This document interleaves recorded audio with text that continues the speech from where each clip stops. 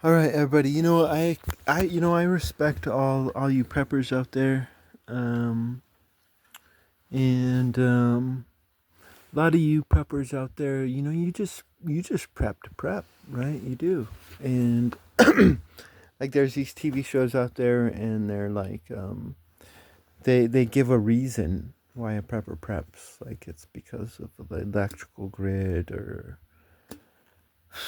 fucking nuclear radio whatever, right? And but like sometimes it's like sometimes you just preppers prep to prep, and I don't think that's as respected as it should, because you want to get into sensationalism and stuff. But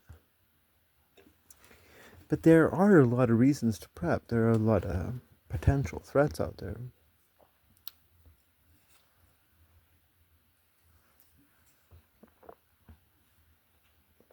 And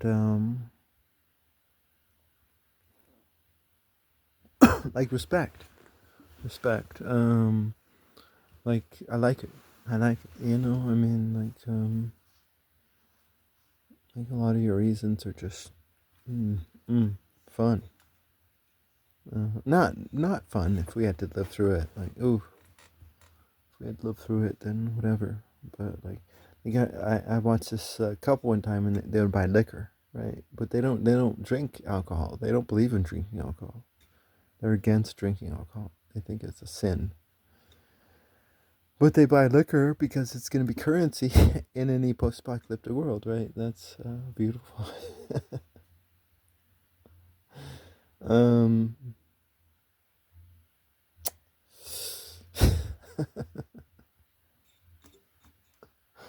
no. So, but within this video, you know, I want to give what I think is the greatest potential existential threat to mankind. What is it that I think?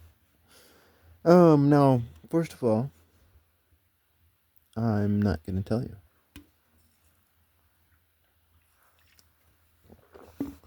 because I think the greatest at in this current moment of ours, not necessarily in the future, but within this current moment of ours, the greatest existential threat to mankind is so dangerous that I will not speak it out loud. Because it would be so easy. Like I really do. Yes. But no, I won't speak it out loud because like I love all you guys. And so I won't tell you what I think the greatest existential threat to humanity is at the current moment. But I'll tell you what I think the second existential threat to humanity is. And you know,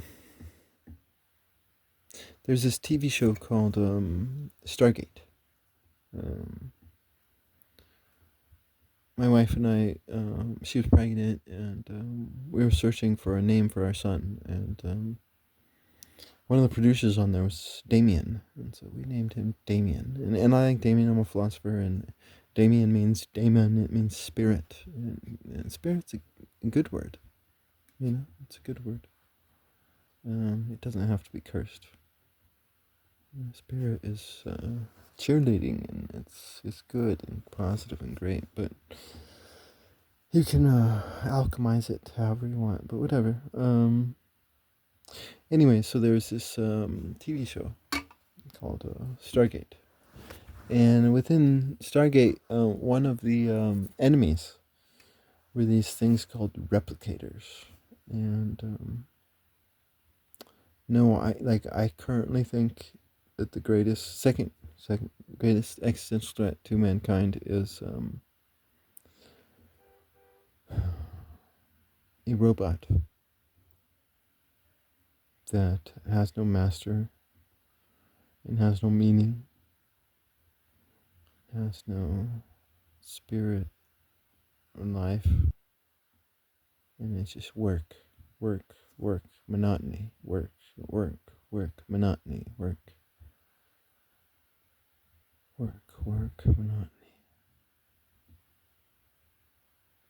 And no, that's totally, I think, the greatest existential. But like for me, it's pretty simple. Like I think like people talk about robot laws, and like here's a robot law that I propose. Okay, I propose that all robots ought to be individuals and not collectives.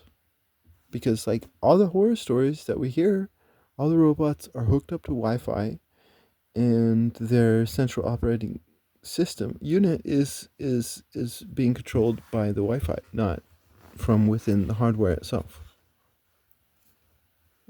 So if we outlaw, like you could still have Wi-Fi within robots, but that Wi-Fi cannot control the motions of that robot.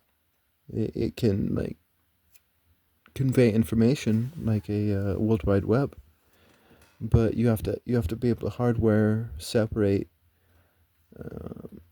any Wi-Fi coming in from the control of the robot. The robot has to be able to control itself from within its own hardware.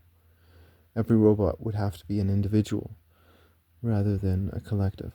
And I think building collective robots are very dangerous. I could be wrong. Let's have a discussion. But what I'm not wrong about is like, oh my god, I'm at the end of my fucking alcohol, and this guy, he has some fucking vodka. I know he does. Hopefully, he's awake, and hopefully that his girlfriend's not over there. But